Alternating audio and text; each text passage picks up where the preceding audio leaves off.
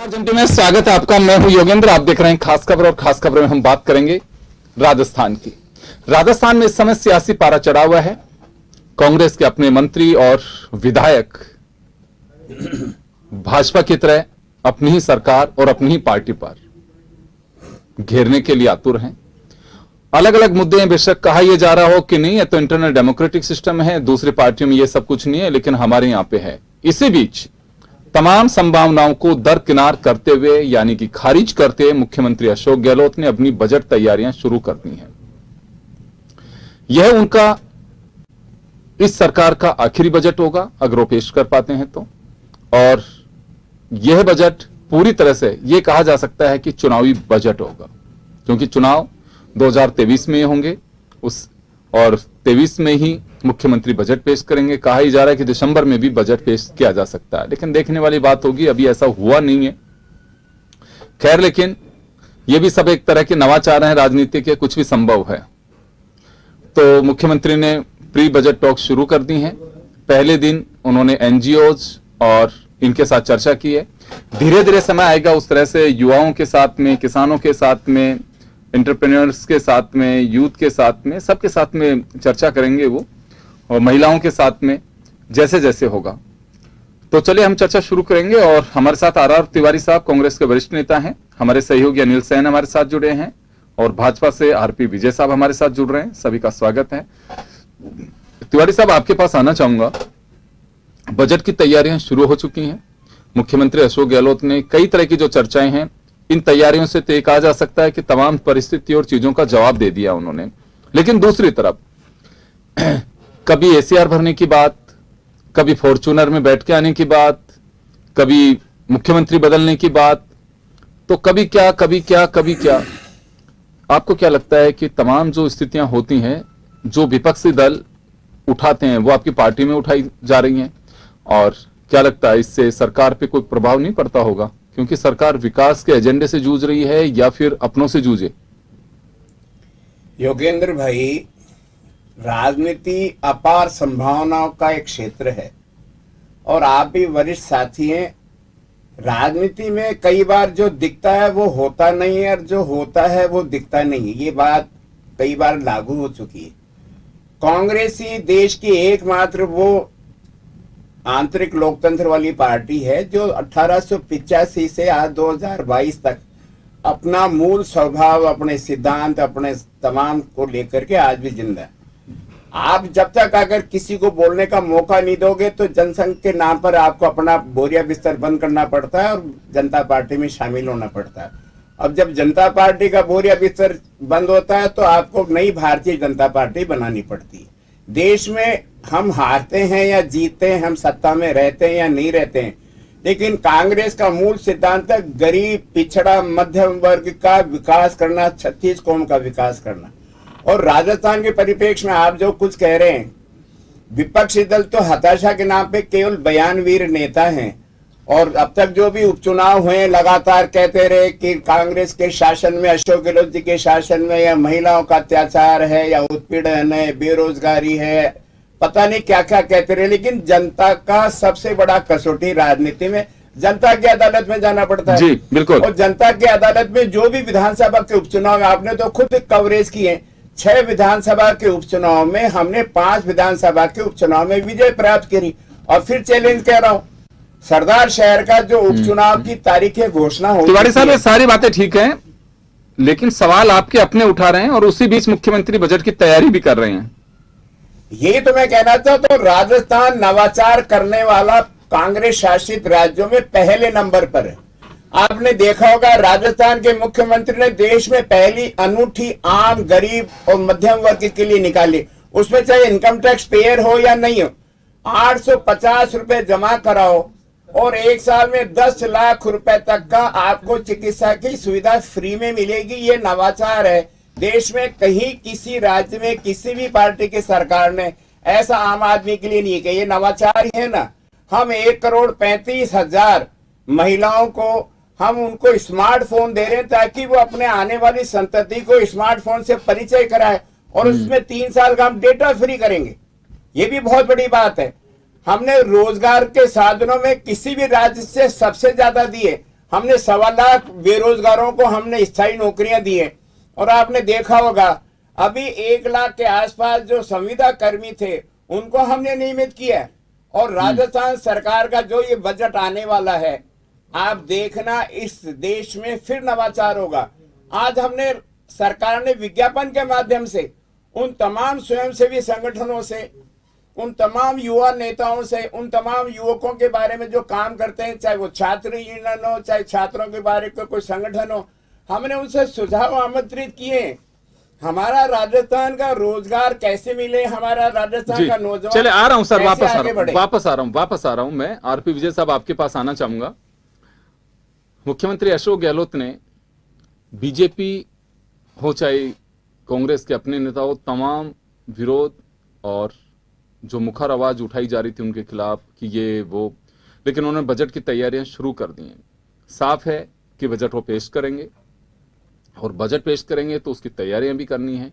और वो चाहते हैं कि यह बजट एक अलग तरह का बजट हो और होगा भी हो, क्योंकि चुनावी बजट होगा, ये चुनावी साल होगी। तो क्या माना जाए, जो लगातार बीजेपी पे यह आरोप लगाए जा रहे थे और बीजेपी भी लग रही है कि सरकार 2 दिन की है, तो मुख्यमंत्री बजट पेश कर रहे हैं, तो ये तमाम जो उनके खिलाफ चीजें जो निकल करके आ रही है उनका जवाब नहीं है ये? योगेंद्र जी, कभी भी आप ध्यान रखना कि जो बजट पेश करता है वित्त मंत्री करता, और इस समय वित्त मंत्री हमारे अशोक गहलोत जी हैं, तो ये कोई नई बात नहीं है अगर बजट पेश करेंगे। रही बात कि उस समय मुख्यमंत्री या वित्त मंत्री कौन रहेगा, ये चर्चा का विषय, जो बजट की बात अपन कर रहे हैं तो ये चर्चा का विषय नहीं होना चाहिए। फिर भी मैं ये मानता हूँ कि अगर किसी कारण से ये आंतरिक द्वंद्व है उनका कांग्रेस का, वहाँ किसको चीफ मिनिस्टर बनाते हैं, किसको वित्त मंत्री बनाते हैं, ये आने वाले टाइम में देखा जाएगा। बट अगर कोई बजट की बात हो रही है तो वो हमेशा राजस्थान के अच्छे के लिए होना चाहिए। जो भी बजट आए, मैं बीजेपी और कांग्रेस की बात नहीं कर रहा हूँ, बजट आता है वो राजस्थान के लिए आता है, पूरे राजस्थान के लिए। वो कांग्रेस और ये बीजेपी के लिए नहीं आता या कोई विशेष पार्टी के लिए नहीं आता। तो मैं तो ये चाहता हूँ कि बजट के अंदर अच्छे प्रावधान आने चाहिए, चाहे सरकार कोई सी भी हो, चाहे बीजेपी की हो चाहे कांग्रेस की हो, दैट वो हमेशा ये होना चाहिए। हाँ, रही बात कि बजट क्या लेके आएंगे, क्योंकि जो चीज है वो यहाँ रिफ्लेक्शन आएगा।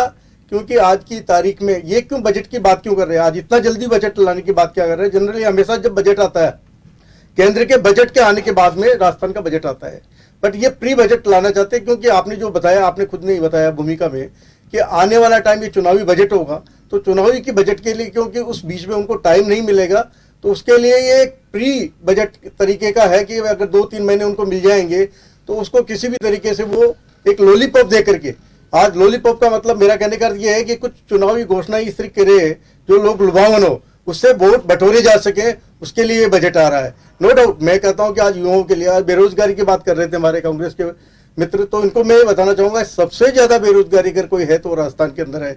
आपने कहा 1,20,000 कर दिया, वो कर दिया, आंकड़े आप देते हो, सब कुछ बात बताते हो, और जो टेम्परेरी आदमी उनको आप ला रहे हो, आप कभी भी ये बात नहीं करोगे कि हमने परमानेंट किया, कि आधी नौकरियां तो आपकी कोर्ट के अंदर अटकी हुई है, उसके लिए आप कुछ नहीं कर रहे हो, बार बार कोर्ट आपको फटकार लगाती है। तो ये सारी चीजें, मैं एक चीज कहना चाहूंगा विजय साहब, ये तो आप सभी पार्टियों को समझना चाहिए, ये केवल बस एक दूसरे पे आरोप नहीं, इसे मैं नूरा कुश्ती की तरह देखता हूं।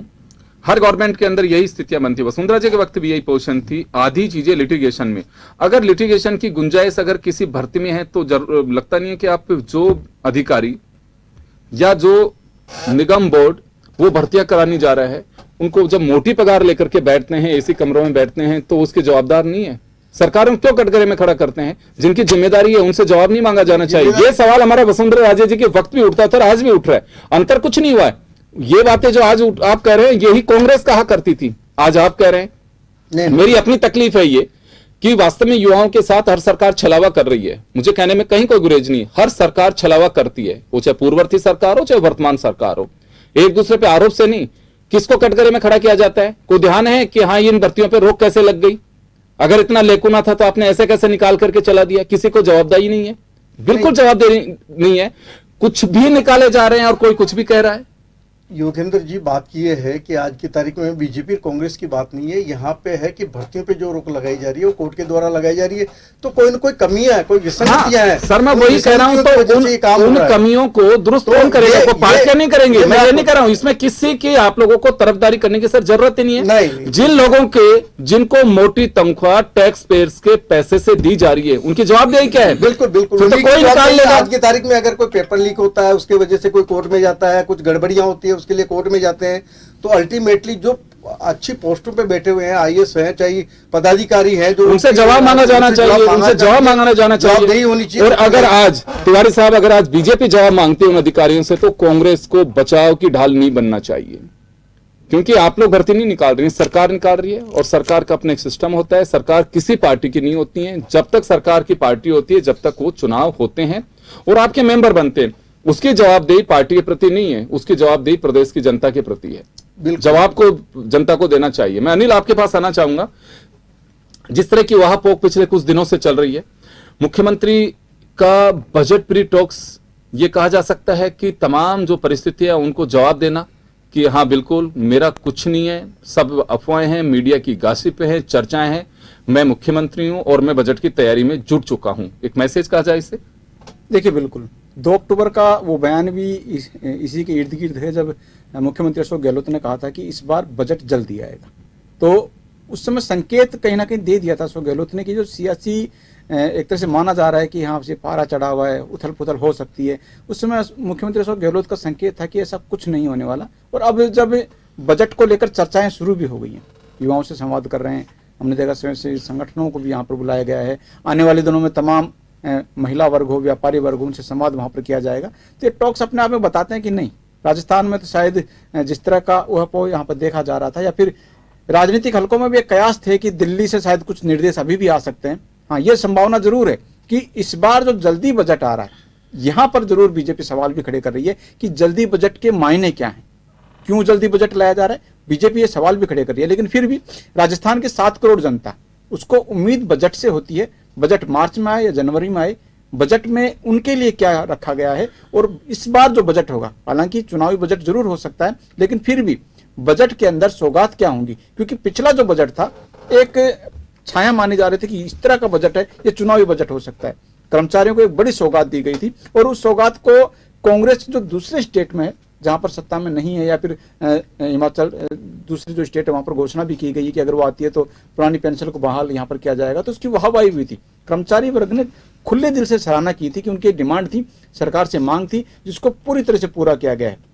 तो ऐसे ही तमाम युवा वर्ग, क्योंकि आज संवाद किया गया है युवा वर्ग से, सबसे बड़ी चैलेंजिंग युवा वर्ग के सामने है रोजगार की।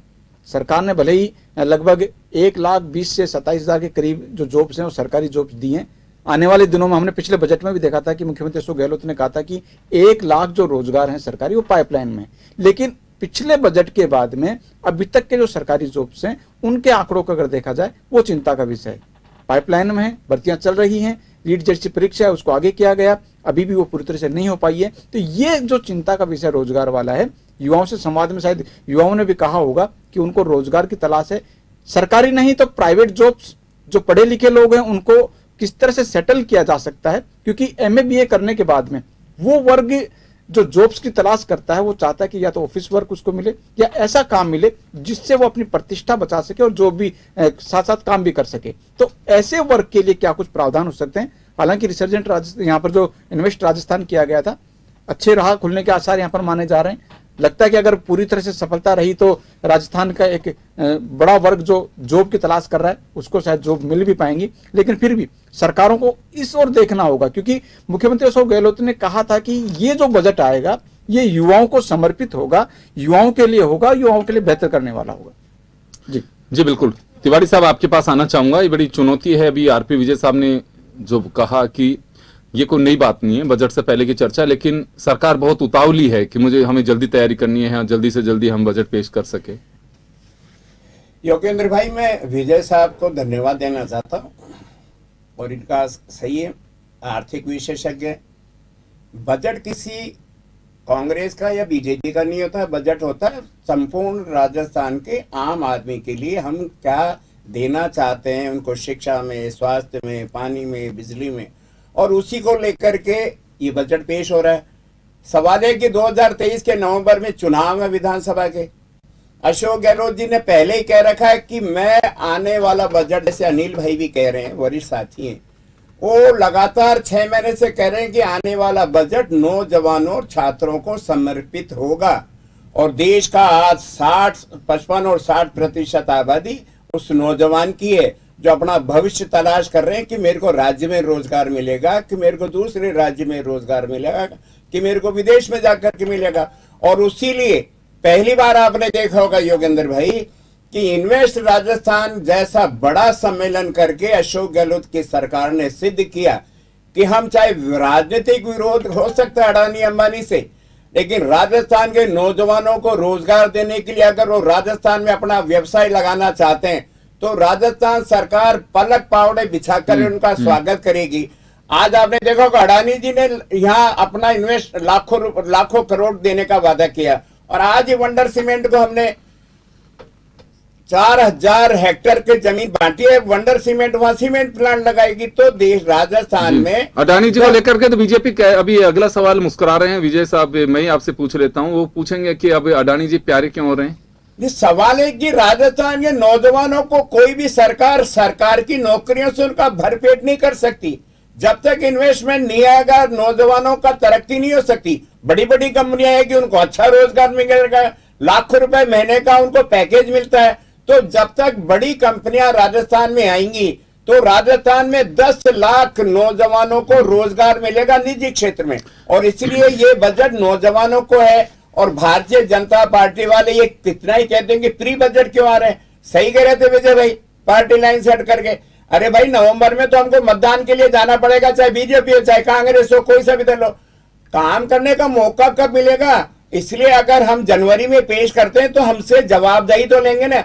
आपने बजट पेश किया गहलोत साहब, आपने नौजवानों को भ्रमित किया, तो हम वो देना चाहते हैं। समय हमको मिलना चाहिए, नौजवान के सपनों को साकार करने के लिए हमें कुछ करना है। चलिए, क्योंकि स्वयंसेवी संस्थाओं के साथ में गहलोत साहब का टॉक था ये, और इसमें जवाबदेही कानून के ऊपर एक्सरसाइज चल रही है, लंबे समय से लंबित है। कई बार कहा जाता है कि इसमें एक टाइम पीरियड होना चाहिए। अशोक गहलोत पहले भी ये बात कह चुके हैं, उन्होंने कुछ ऑर्डर भी जारी किए थे। अब लगता है आपको कि बजट में इसे शामिल करके एक कानूनी जामा पहनाया जाएगा? फिर कह रहा हूं, राजस्थान के जननायक बीजेपी की गले की फांस बने होंगे, लेकिन राजस्थान का जननायक देश में नवाचार करने में प्रथम स्थान पर है। आपने देखा होगा राइट टू हेल्थ बिल लाने की पहल करने वाला राजस्थान की सरकार है। और जब कर्मचारियों को, अधिकारियों को या निजी चिकित्सालय वालों को कुछ लगा कि हमारी सुनवाई नहीं, तो हमने प्रवर समिति को भेज दिया कि आप अपने सुझाव दे दो। राजस्थान के आम आदमी को चिकित्सा की मौलिक अधिकार मिले, ये अशोक गहलोत चाहते हैं। और इसी प्रकार अगर वो सुनवाई का अधिकार जवाबदेही बनाना चाहते हैं तो उन्होंने सब निजी क्षेत्र के लोगों को, स्वयंसेवी संस्थाओं को बुलाया और उनसे सुझाव मांगे। हम भी ये चाहते हैं कि चलिए, मैं आ रहा हूं आपके पास में, समय कम है, मैं विजय साहब के पास में जाना चाहूंगा। विजय साहब, एक जवाबदेही कानून की बात की जा रही है, स्वयंसेवी संस्थाओं से चर्चा भी हो रही है कि इसे प्रमुख रूप से लागू किया जाना चाहिए। सरकार ने नोटिफिकेशन उस तरह से जारी किया है, लोगों से सुझाव भी मांगे हैं उसमें, तो लगता है कि ये बहुत जरूरी है और इस बजट में आ भी जाएगा। ये जवाबदेही कानून लाना बहुत अच्छा है, बट एक बात बताओ कि गहलोत जी को जब चुनाव आने वाले हैं उसी साल के बजट में ये चीजें कैसे याद आ रही है?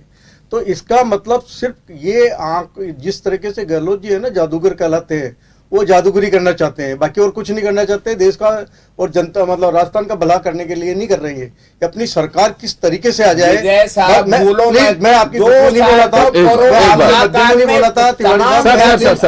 रिस्पेक्ट टू यू, मैं ये कह रहा हूँ कि बेसिकली आप काम कर रहे हो, अगर यही काम अगर आप शुरुआत में कर लेते तो वाहवाही होती। जवाबदेही बिल आप जब ला रहे हो, जब आप सत्ता के लिए संघर्ष कर रहे हो, तो पूरा देश का कोरोना में बिगड़ा ना, कोई 2 साल बिगड़े ना, पहला साल तो नहीं बिगड़ा था, दूसरा साल तो नहीं बिगड़ा, 2 साल ही बिगड़े ना साहब। ये तो 5वां साल आने वाला है, जो आप तो लास्ट के अंदर ये बात कर रहे हो। तो मेरा कहना नहीं, फिर भी जवाबदेही कानून अगर लाते हैं, बट सबसे जिस तरीके से ना सोशल मीडिया पे डाल करके या जो सुझाव लेकर के उस तरीके से करना चाहिए। अभी आपके हेल्थ राइट टू हेल्थ वाले मैटर में है, तो प्राइवेट संस्थाएं सारी नाराज हो गई, प्राइवेट डॉक्टर्स जितने हैं वो सब नाराज हो गए। सुझाव क्योंकि मांगे ना, आपने सुझाव नहीं मांगे, उनके ऊपर जो कमेंट्स किया है, क्योंकि आपको मालूम है कि सिर्फ हमारे सरकारी हॉस्पिटल है ना कैटर नहीं कर सकते, हेल्थ को कैटर नहीं कर सकते, हमारे यहाँ जितने नागरिक हैं उनको कैटर नहीं कर सकते, तो उनके लिए प्राइवेट जरूरी, सभी कहीं नहीं हो सकता। तो इस तरीके के कमेंट से बचना चाहिए था उनको, और जिस तरीके से कमेंट करके उन्होंने माहौल बिगाड़ दिया गहलोत साहब ने, उसको वापस सुधारना चाहिए और जाकर के मिल बैठ करके बात करनी चाहिए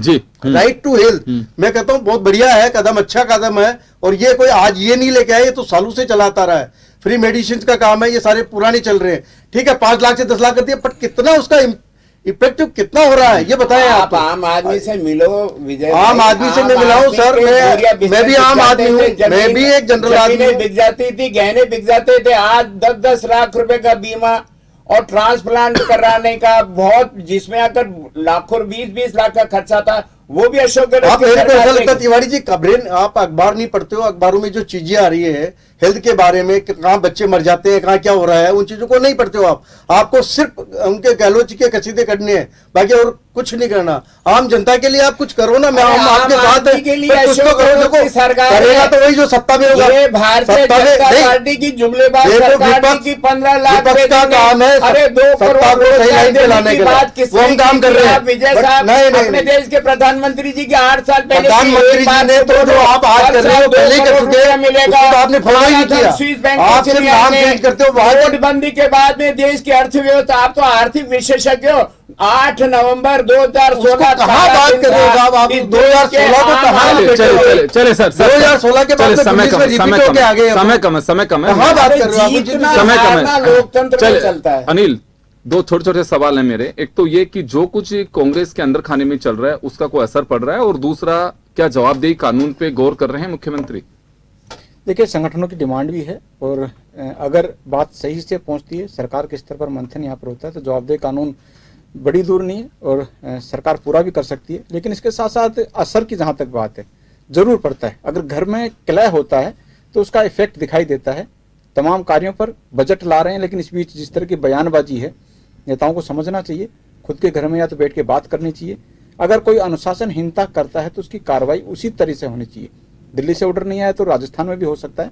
राजस्थान में प्रदेश स्तर पर भी अनुशासनहीनता के कार्रवाई के कई मामले हमने देखे।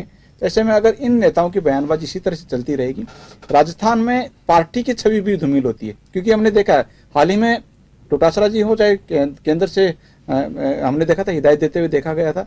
तो ऐसे में पार्टी ने जरूर आंखें दिखाई हैं, लेकिन उन आंखें दिखानों का असर 40 दिन हो गए पार्टी को शायद नहीं हो पा रहा है। ऐसे में मंत्रियों को पार्टी को चाहिए एक दूरी पर चले, एक साथ रहेंगे तो संभव है कि जिस तरह का बजट शायद मुख्यमंत्री अशोक गहलोत विचार कर रहे हैं उसमें नवाचार भी और ऐड किए जा सकते हैं, 4 चांद लगेंगे। लेकिन अगर इसी तरह के क्लेश में आया तो शायद जो बजट लाना चाहते हैं शायद उसमें भी कुछ कमी रह सकती है।